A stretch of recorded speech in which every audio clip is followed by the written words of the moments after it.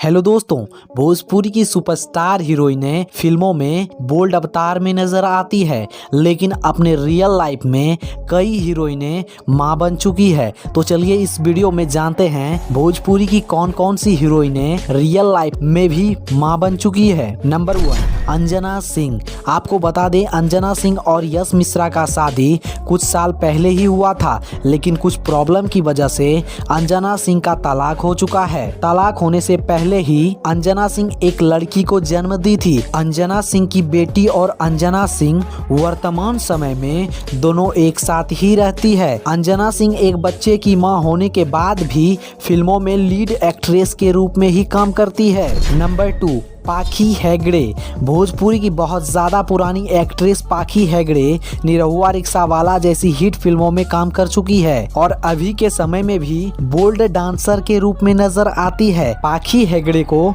2 बेटियां हैं और पाखी हेगड़े के बेटी को आप देखकर ये नहीं बोल पाओगे कि ये पाखी की बेटियां हैं, क्योंकि वे बिल्कुल उनकी बहन की तरह लगती है। नंबर 3, अक्षरा सिंह। कुछ दिन पहले अक्षरा सिंह एक बच्चे के साथ सोशल मीडिया पर फोटो शेयर की थी, तो लोगों ने तरह तरह की अफवाह उड़ाया और कहा ये पवन सिंह का बच्चा है, लेकिन ऐसा बिल्कुल नहीं था। ये बच्चा अक्षरा सिंह के रिलेटिव का था, जिसे अक्षरा बच्चे को प्यार करते हुए फोटो खींची थी। नंबर 4, काजल राघवानी। काजल राघवानी का एक फोटो बच्चे को दूध पिलाते हुए वायरल हुआ था। कुछ जानकार लोग भी बोल रहे थे कि ये बच्चा काजल का ही है, लेकिन ये बात पूरी तरह अफवाह था, क्योंकि ये एक फिल्म का ही सीन था और ये फोटो फिल्म के सेट पर से ही वायरल हुआ था। नंबर 5, यामिनी सिंह। यामिनी सिंह से वर्तमान समय में ही एक रिपोर्टर ने जब पूछा कि आप शादी कब करने वाली हो, तो यामिनी सिंह ने जवाब देते हुए कहा कि अभी तो शादी के बारे में कोई प्लान नहीं है, क्योंकि अभी पूरा फोकस मैं करियर पर करना चाहती हूँ। नंबर 6,